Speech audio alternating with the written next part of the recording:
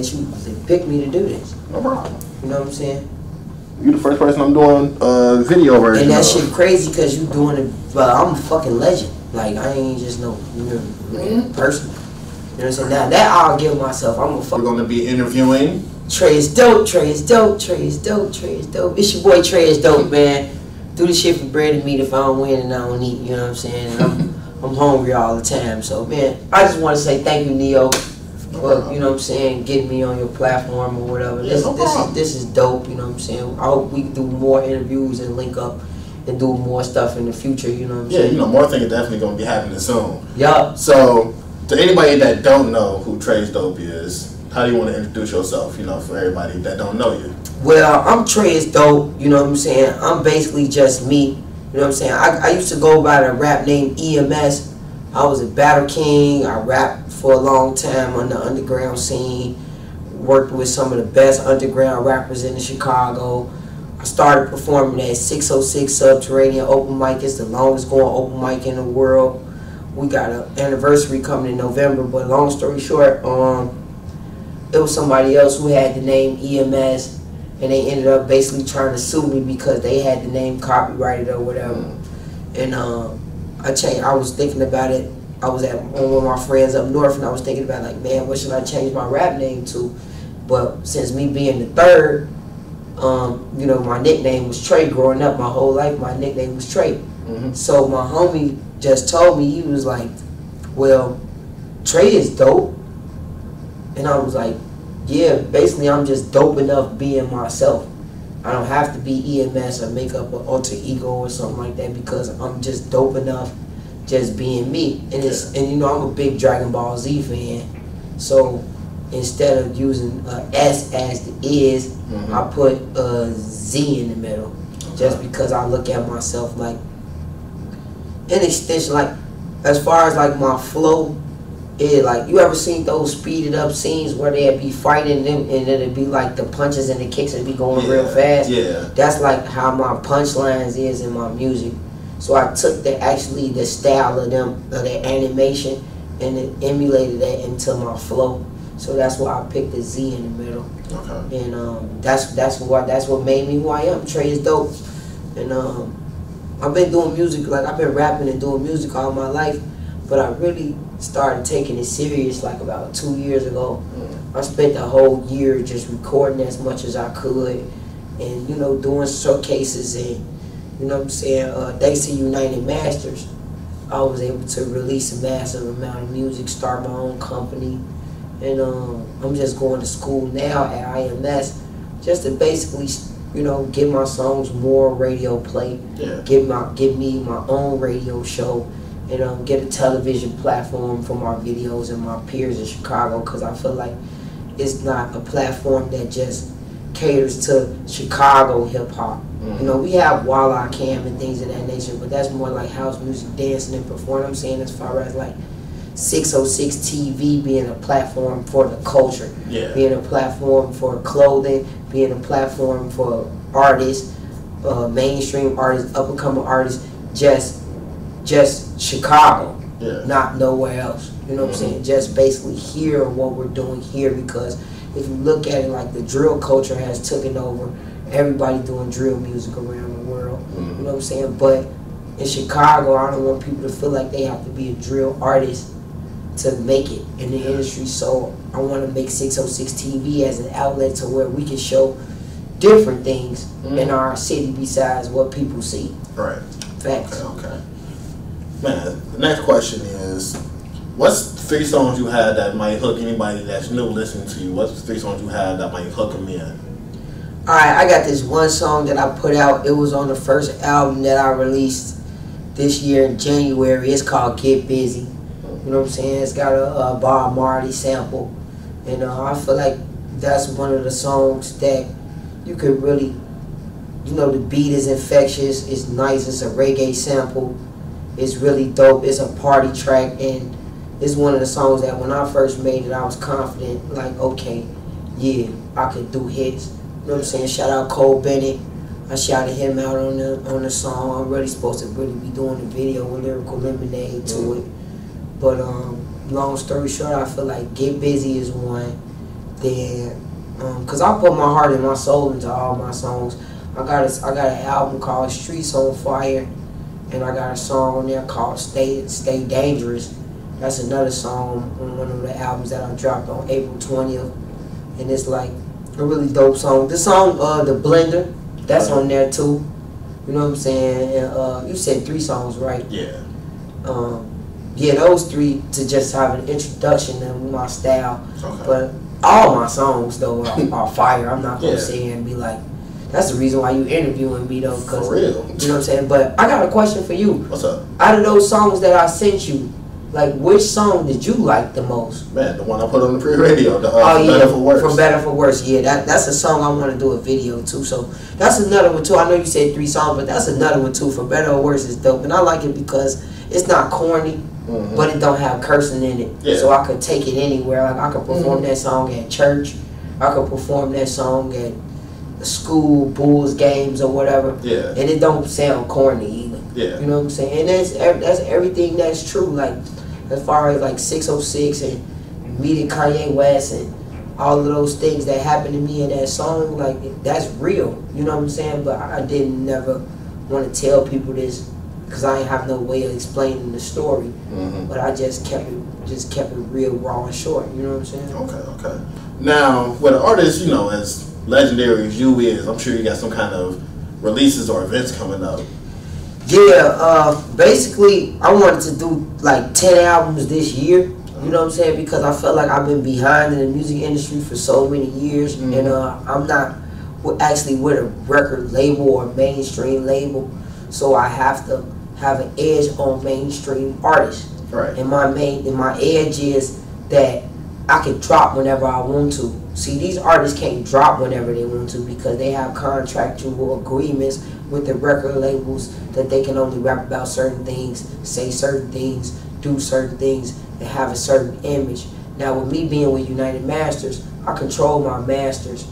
They only get a percentage, like maybe 5%, for, you know, because they got to get paid too. You know what I'm saying? But I have ultimate creative control over whatever I want to do, as far as like how many albums I drop, how many singles I drop, sampling, what I'm going to do with my masters as far as pitching my songs, because a lot of artists don't know what to do with their masters. They just want it because like Jay-Z got his masters, but in reality your masters are used just in case you want to take your songs outside of just being on the radio. Like if you want to get your songs on a Papa John's commercial, if you want to get your songs in the next season of Top Boy, if you want to get your songs on the NFL, you want to get your songs on the NBA, you want to get your songs at fashion shows, you want to get your songs played at Milan and Paris, just anything outside of music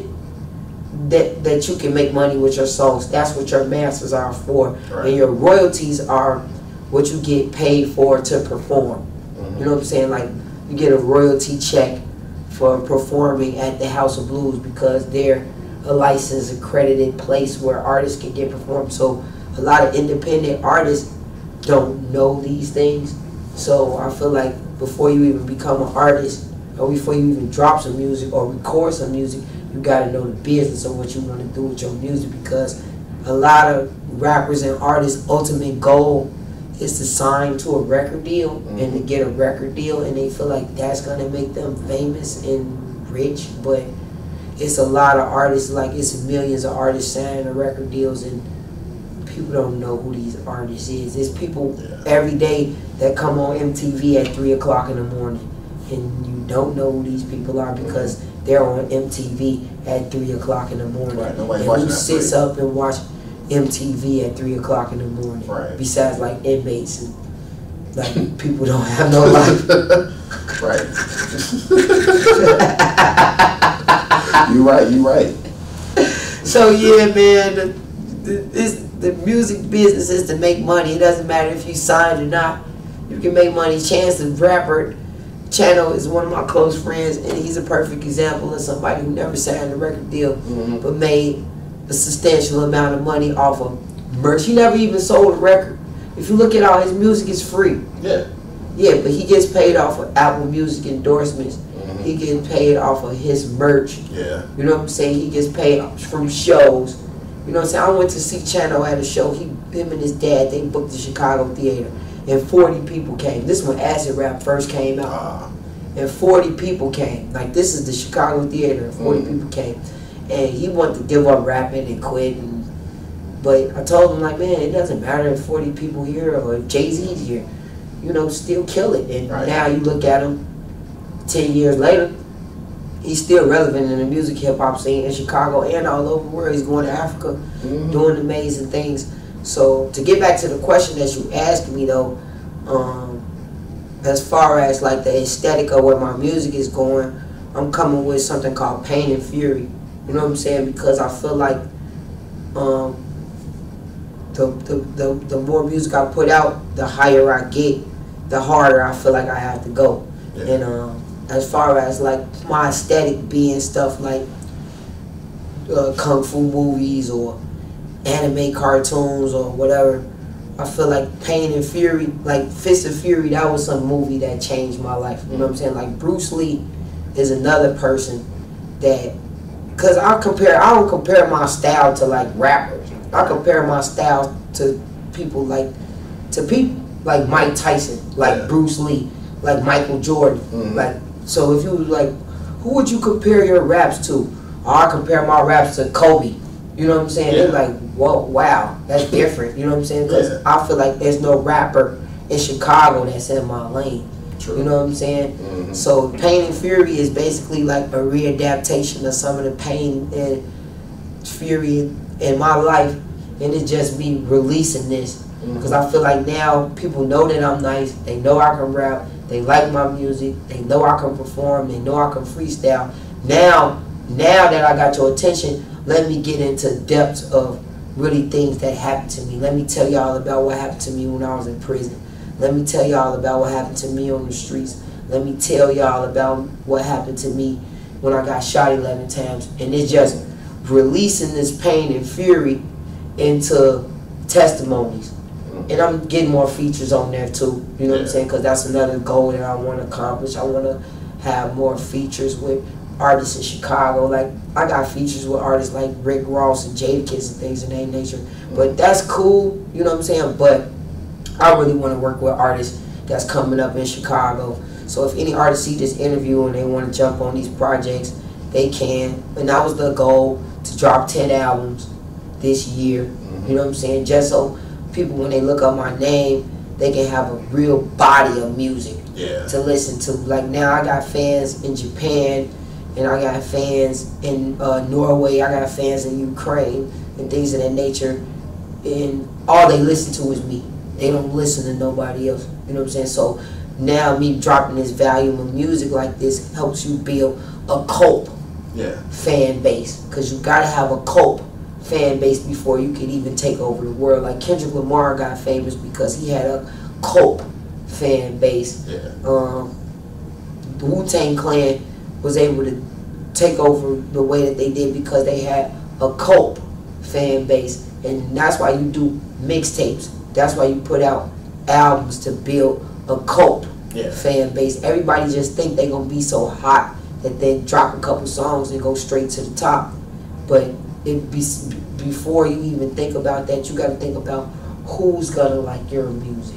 Who's going to like your aesthetic. Okay, I know people like Bruce Lee. I know people like Dragon Ball. I know people like this type of stuff.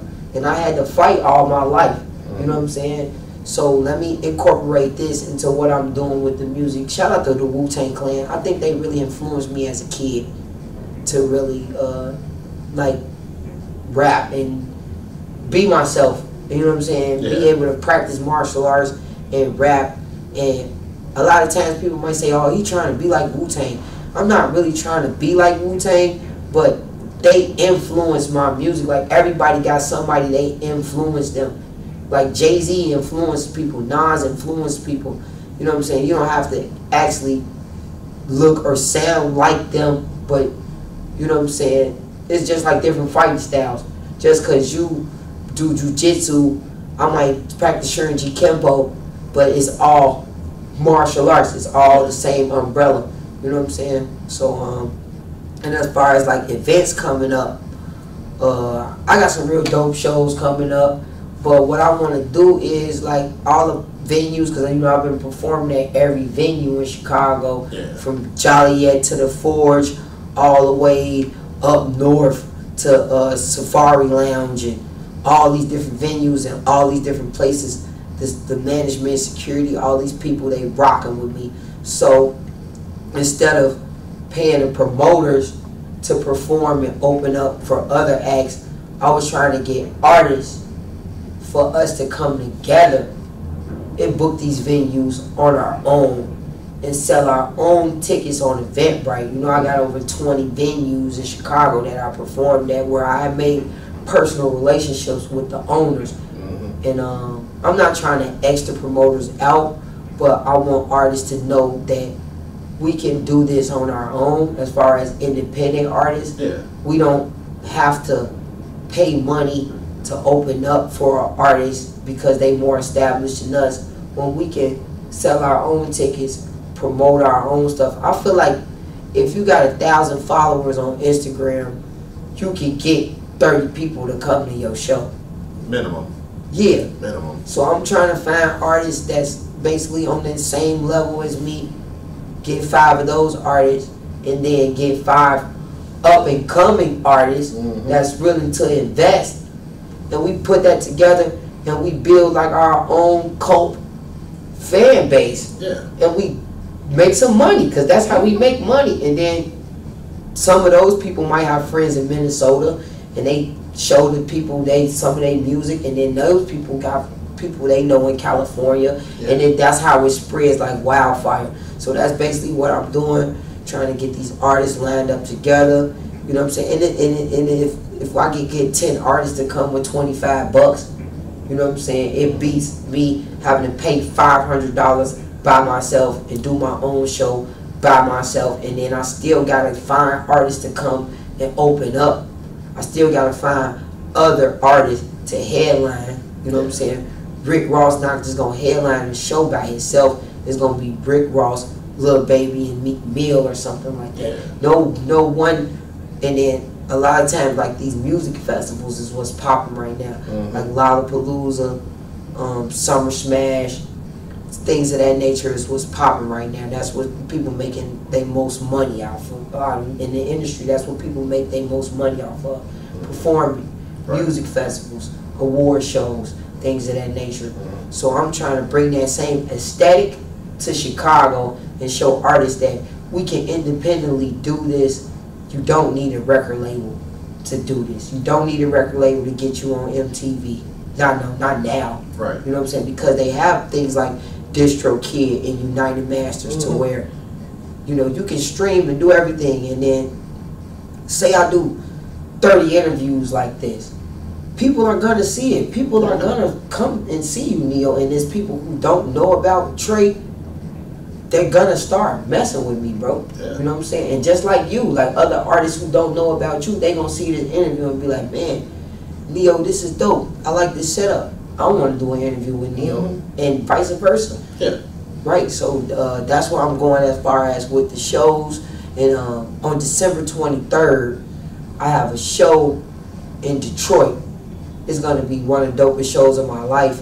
I got a show in Detroit 2 days before Christmas. I'm going to be opening it up for Boldy James, Griselda, Eminem, Run the Jewels, and it's going to be at a Pistons game. It's going to be called Malice at the Palace. Malice at the Palace. Right, so it's going to be a Pistons game. Then after the Pistons game, it's going to be a concert with Eminem, Boldy James, I think Cash Doll is going to be there. Like a bunch of Detroit rappers, Icewear Vizzo, Run the Jewels is going to be there. Then we got Conway, Benny the Butcher, West Side Gun, Rome Streets. It's going to be like one of the greatest moments of my life. And I'm just excited to be able to meet Boldy James and meet Eminem and meet some of the artists that really assured me that what I was doing was correct. Because I was thinking in my mind, like, man, all these artists doing drill music, maybe I should, because I do want to make money off my music. You know what I'm saying? I have to, because my skill level is too high for me not to make money off Exactly.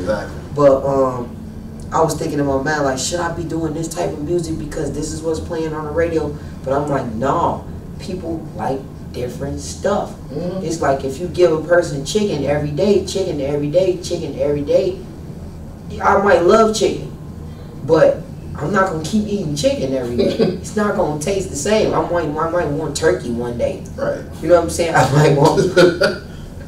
That's like when you locked up and they keep giving you bologna, keep giving you bologna, keep giving you bologna. One day you gonna be like, man, fuck this bologna. I want some I want some roast beef. You know what I'm saying? Yeah. For real. So it's like you can't keep doing the same thing every day. It's like when you popping pills, you keep taking pills, you keep taking pills, you keep taking pills.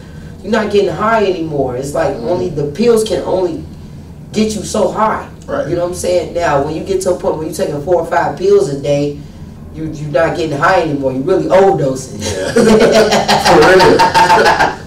So it's just like, man, giving the people something different, giving the people something different to see in Chicago. Because they so used to being, everybody got to be like Dirk or be like Herb or be like Vaughn. And that's cool. That's a lane. But once you make your own lane, stay in that lane because remember I told you, it's no traffic in the lane that I'm in. I have no traffic. I could go as far and as fast as I want to. It's nothing in my way. Right. When I start trying to be like these other rappers or be like somebody else, I'm stepping into their lane now. So now I got 300 some other drill rappers trying to do the same thing that I can. So if everybody drilling, I'm finna start checking a bag. Right. Because if everybody drilling, who checking a bag? No one. Because everybody's dying. Yeah.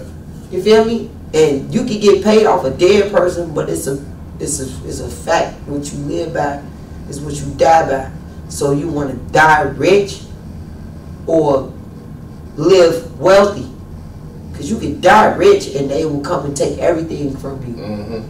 Like when rappers die, they don't keep their jewelry. They don't keep their chain. They don't keep their royalties. They don't keep their masters. It's all gone. It's gone back to the label. It's gone before the time you even get into the coffin. Tell me about it. So what you want to create your own lane where, you know what I'm saying, I ain't gonna say nothing happened to you. People have tried J. Cole, you know what I'm saying? But it's more better if you have your own lane. You can build your own dynasty. Yeah. You can build your own you can create your own legacy instead of living off somebody else's legacy. You know what I'm saying? Yeah. But you can still use that stuff to influence you though. You know? So that's basically what I'm working on next. In January, I'm gonna just hit the repeat button and do everything again, but it's gonna be easier because I'm gonna have more access to the TV, more videos, bigger shows, more exposure, more exposure, and then after a year of that, I'm gonna hit the reset button again, and then it's gonna be bigger. Like every year, it's gonna get bigger. It's the same aesthetic. I'm dropping 10 albums every year, so the goal is, you know, because I don't want to be doing this forever. Right. So the goal is like maybe go on like maybe a 6 or 7 year run to where I got 60 or 70 albums out, and then break the industry and do something ain't no other artist ever did before. Right. Because you in the past you had to have a record deal to put music out on the mainstream. Now you don't. So now I can drop 60, 70 albums. And I feel like the mixtape era was something that kind of pushed that, like with Gangsta Grills and Lil Wayne and definitely Lil Wayne. Gucci too. As far as being able to drop whenever you want to because it's a mixtape. As far as being able to drop and then remix different songs and everything. Now it's like you can drop albums like this. You know what I'm saying? So I'm gonna take full advantage. Yeah. You know what I'm saying? And then that's where you can get more fans to just listen to you. Now I got 60 albums out. People like me. They love my music. They don't listen to nobody else. They only listen to me. So that's just dope to be able to do that. It is. And the music is changing people's life too. You know what I'm saying? Everything in the music is real. All the stuff that I spit, as far as like metaphors and things of that nature. Triple entendres, double entendres, quadruple entendres. It's just entertainment purposes to set the skill level. Like I feel like that's what rappers are missing. You know what I'm saying? Being lyrical and the skill set level. You know what I'm saying? Anybody can rap over a beat if it's dope and make something catchy. That's easy. You know what I'm saying? But I feel like hip hop and the culture has kind of forgot about the skill set and the skill level that it takes to do this. Because everybody can't freestyle, everybody don't have skills. But now anybody can be a rapper though. Yeah. You know what I'm saying? I'm not saying that if you're not skilled, be a rapper, you can't be a rapper. I'm just saying it should be a certain skill level every rapper or every MC should try to reach for their own personal goals. Because if you just do rap, if you just rap to get paid, you're not gonna get paid. Simple as that. You gotta rap because this is what you love, this is what you want to do. You know what I'm saying? You gotta rap just for your passion. The money come along. The more passionate you are, the more people gonna see it, and the money's gonna come. But if you rapping and you just want the money, you just gonna look corny. For real. Or you just gonna be local. And just be stuck as local. Yup. Just because you so money oriented and you're not trying to just, oh, let me just do this because I like to, or oh, I've just been writing a little bit, let me hit the studio real quick and go ahead and drop this. It's I want to do this so I can get this money. What are you gonna do after that? After you record the song, after you make it, after you drop it, what are you gonna do? You can make a video and put the video on YouTube, but who's gonna watch it? Right. You know what I'm saying? And then that's another reason why I started coming to IMS, because I got tired of getting DMs from people saying, pay me $250, pay me this, pay me that, and I'll stream and broadcast your video and get you views, and I can shoot your views up, and I can shoot this up, and I can shoot that up. You can do that on your own. Literally. You just literally have to not be lazy and work. And go to school and use these computers. Or go to the library and use a computer. Get you a library card. Go to the library and you use the computer. A lot of people feel like, oh, I'm in the hood, I'm trapping, I could just pay for this. Why would you pay for something that you could do for free? Literally. You can start doing it better. You're literally paying because you don't feel like doing it. You're stupid, because the record labels are going to be like, well, I need 900 million. And you're going to be like, oh, I'm a drug dealer, I can pay 900 million. Or I'm a scammer, or I'm a stripper, I can pay 900 million. For what? That 900 million could go to a building, to build a school, to train more people like you. And then now you get for every like 90 people who graduate your school, you making 900 million. So that's 900 million times 90. Instead of you just wasting this money, and then you still don't get views because these people are fake. These followers are not going to show up at your show. So you might have 100,000 followers on Instagram, and all of them, like 999,000 of them are bots. And then you do a show, and guess what? 40 people show up because you bought these followers. Facts. So you got to work at this. It's not going to come. Like, I don't care who you think you is. It's not going to come. At all. It don't. Everybody have to work. Everybody have to work. Every overnight success took 10 years in the making or more. There's no overnight success. Not in the industry. Not at all.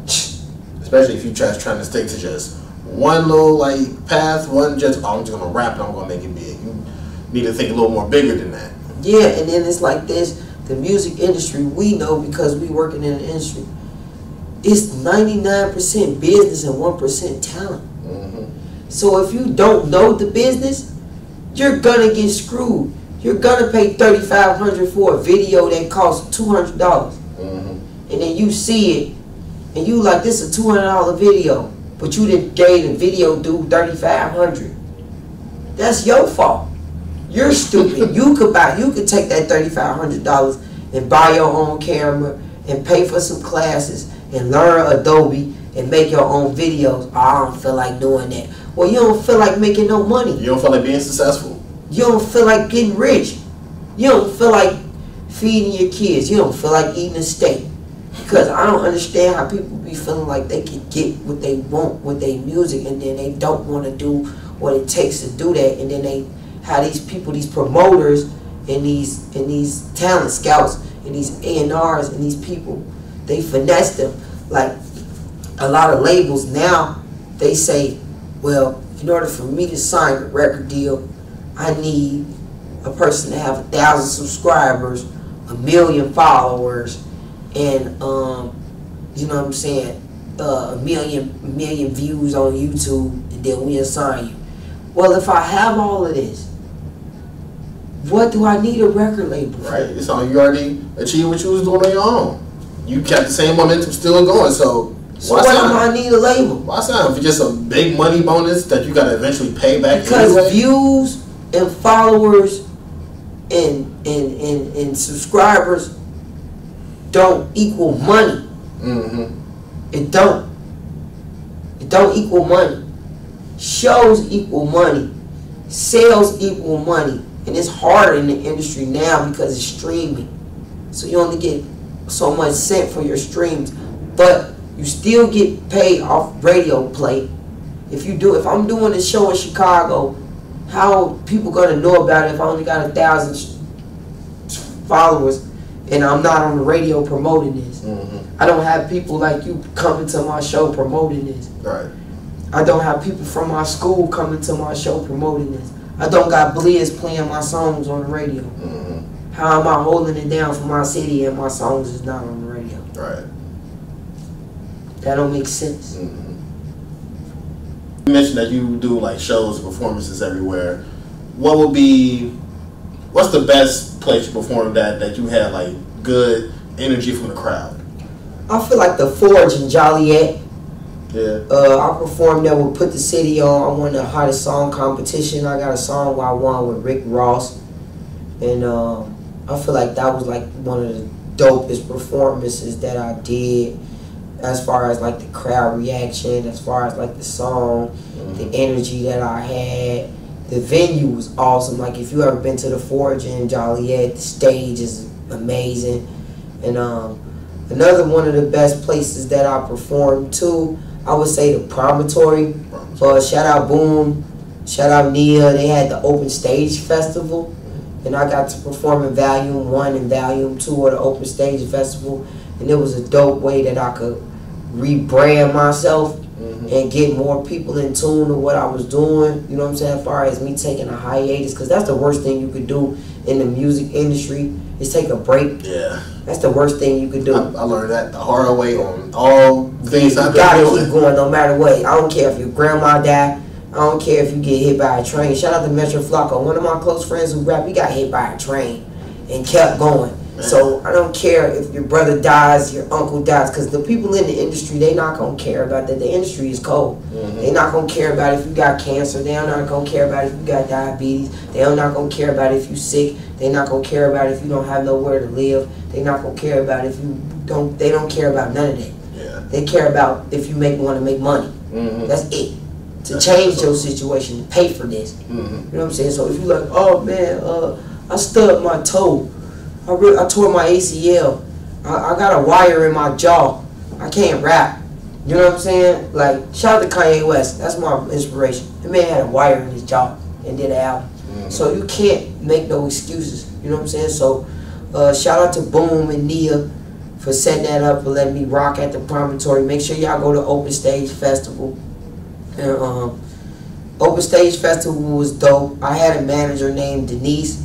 You know what I'm saying? She go by Corrupted Eyes. She was kind of like, you know what I'm saying, pushing me to and rebranding me and getting to these different shows and things of that nature. But I really love everywhere I perform at. Like I performed at over 20 venues, 20 events. You know, 312 Awards.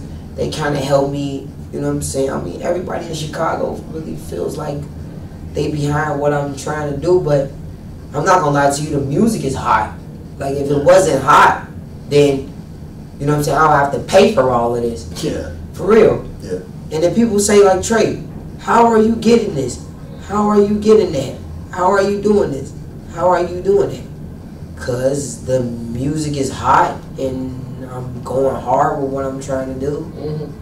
So I feel like it does matter how talented you are. Yeah. Because if you have a talent level and a skill set level that's higher than everybody else around you, people will pay more for that instead of you paying to be there because your skill set is the you judging yourself off of what everybody else is doing around you.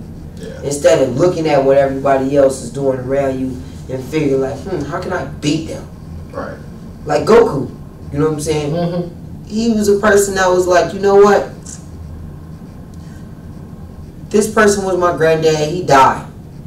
I hadn't been in the woods this whole time. Hey, little girl, what is this? A Dragon Ball? Alright. They can grant wishes. I don't even want any wish, but I know if I go with you on this dope adventure that I could become stronger. Then from that, he was able to have a son and a family and things like that. And like, okay, well, I want my son to be as strong as me. And then some people came from his planet wherever he was from. Yeah. They wanted to kill him and steal the power for themselves. He was like, I don't care about, like, if you look at it like Goku never wanted the Dragon Balls. Right. He never cared about wishing for anything. He just knew if he could fight and protect these Dragon Balls, it would make him stronger. Yeah. He never, like, you would never see Goku say, I want the Dragon Balls for myself, and I'm going to wish that everybody goes away. Or I'm going to wish to be the strongest. Because he could have did that. He could have wished that he was the strongest. Yeah, but that would have just made everybody weaker. You know what I'm saying? And that's not who Goku is. He likes to fight. He like train to fight for it. Yeah.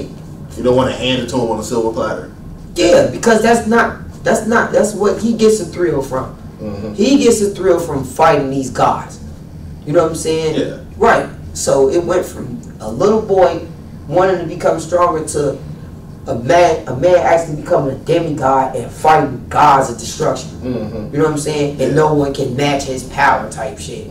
So that's basically what I want to put take that same aesthetic and put it into me, as far as me being able to do songs with Rick Ross, as far as me being able to do songs with Jadakiss, as far as me being able to rock the stage with Eminem.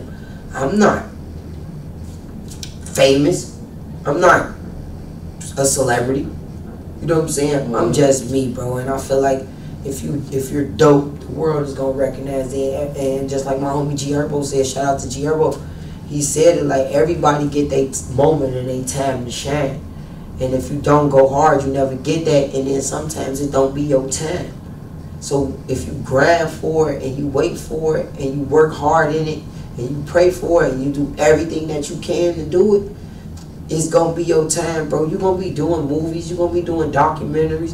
Me and you gonna meet each other again in the future, bro. You somebody that's on my team. So the farther I go with this, the farther you gonna go with this. Maybe in the next 5-6 years, we're gonna be sitting back with Barbara Walters using her stuff. Because she probably might be dead. I don't wish death on nobody, but we're gonna be sitting in the same spot Barbara Walters was just at, filling in those shoes. Yeah. Because these people die, and somebody gotta fill in their shoes.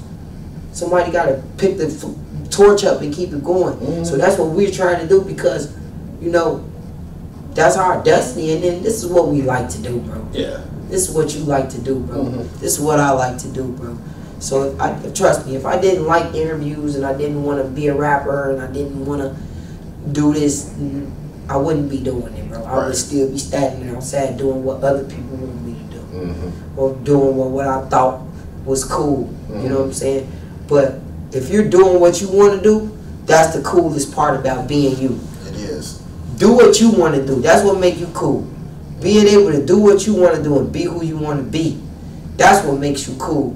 Not being somebody else. Not following the crowd. Not following the crowd. But make your own wave. Have them follow you. Make your own aesthetic. That's what's cool. Yeah. Man.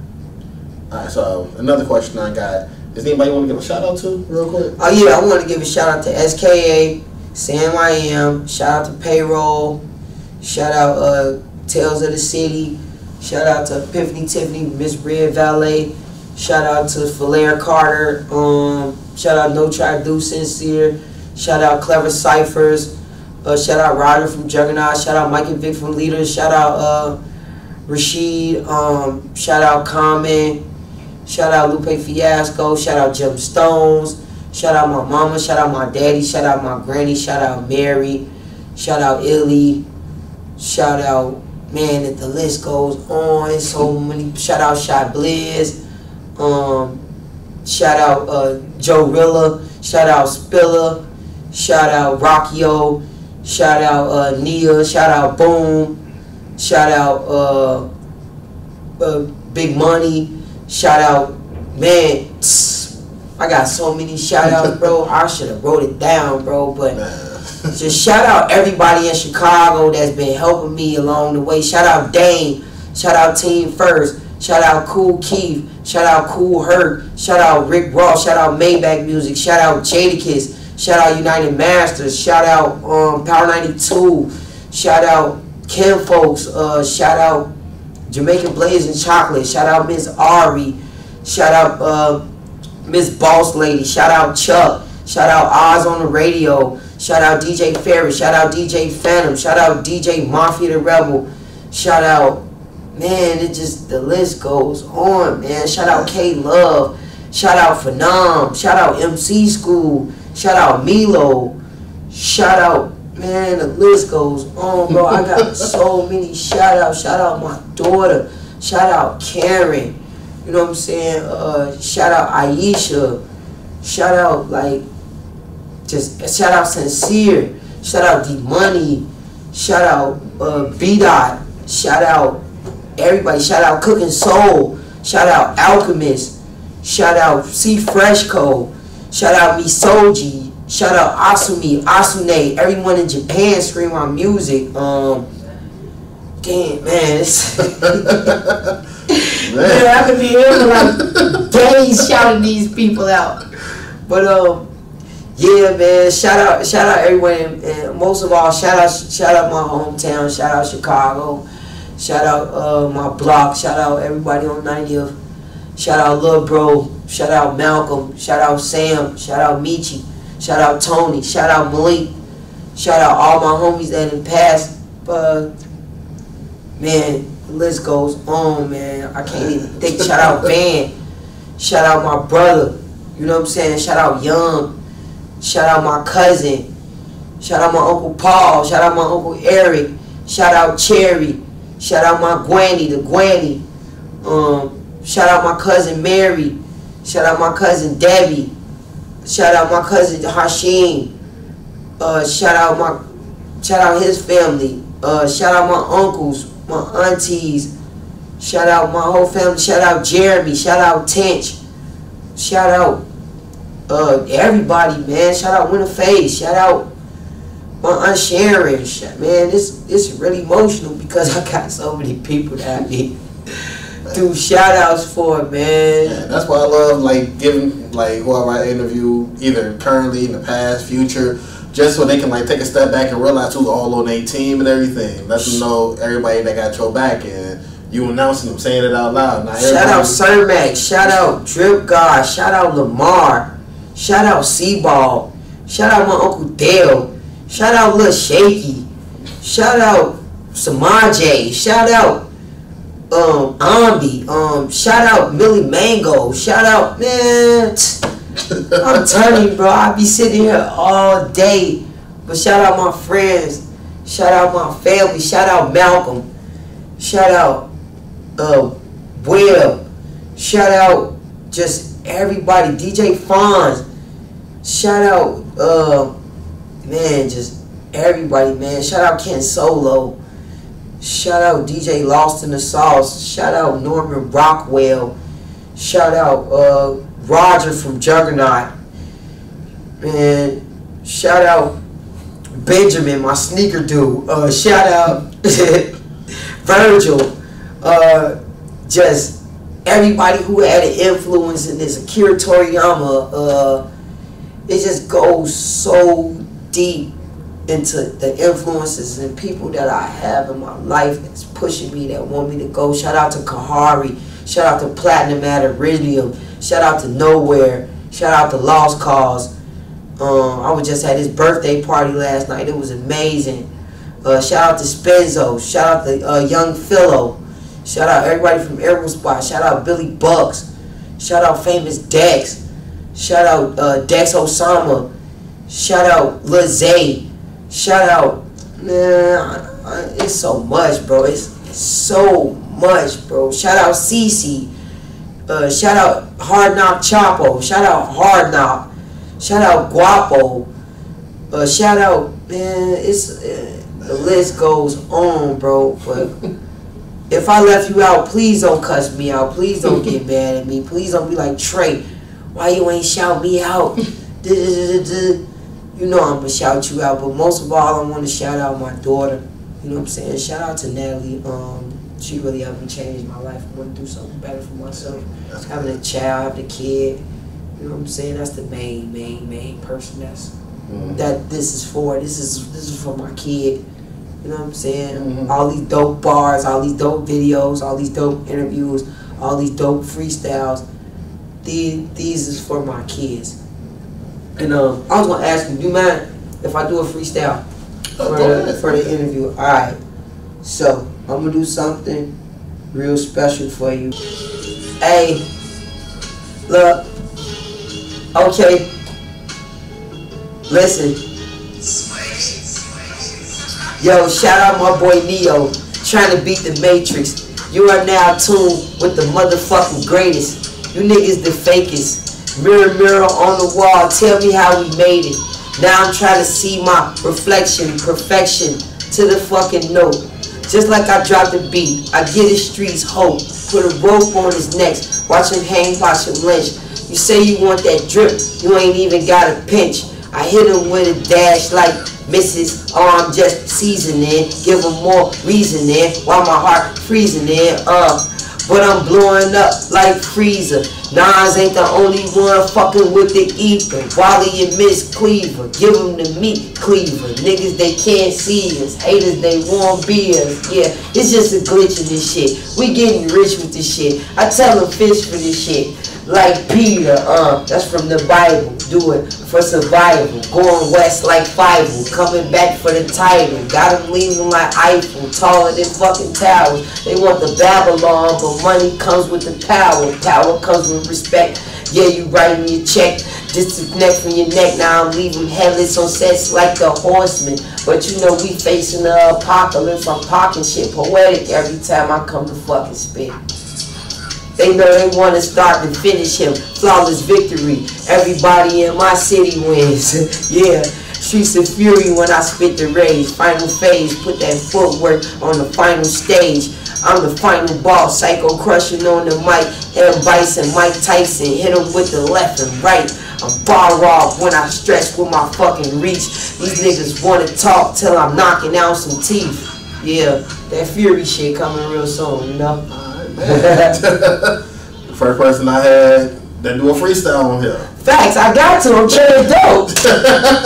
Love Neo, I appreciate you, man. Thank you. Before you go, is there anything else you got to say to anybody? Whether it's a future fan, a past fan, just anybody. Be who you want to be. You know what I'm saying? Don't let nobody else tell you who to be. You know what I'm saying? Be who you want to be. Be yourself, and you will get farther that way because people respect authenticity. You know what I'm saying? If you yourself and you who you are, you're authentic, and that's the realest shit you could ever do in life. Is just being your fucking self. Alright, man. Thank you for the message. Yup. Man, so this has been an exclusive interview with Treizdope. Facts. And with that, peace out. Peace. Yup. Love, man. Yeah, I told you all I was gonna fuck around, man. Hey, I'll keep that too.